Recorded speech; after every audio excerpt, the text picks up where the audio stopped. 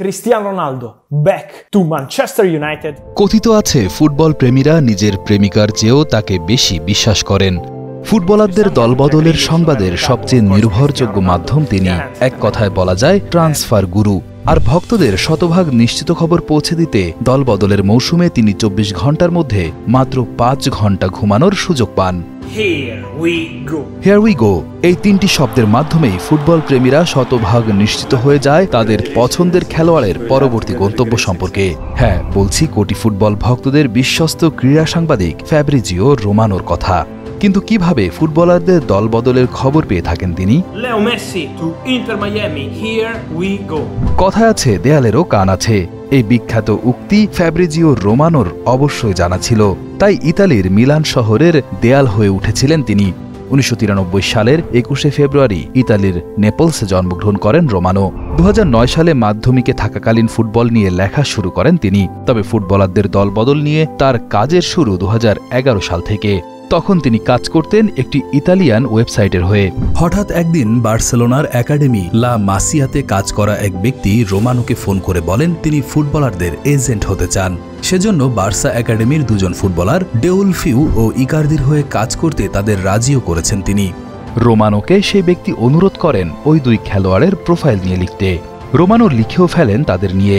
তারপর সেই এজেন্টের মাধ্যমে ইকার্দির লা মাসিয়া ছেড়ে ইতালিয়ান ক্লাব সাম্পদোরিয়াতে যাওয়ার খবরটি সবার আগে ব্রেক করেন রোমানো, যা ছিল ফুটবলারদের ট্রান্সফার নিয়ে তার ব্রেক করা প্রথম খবর। কিন্তু তখনও এতটা পরিচিতি লাভ করেননি রোমানো।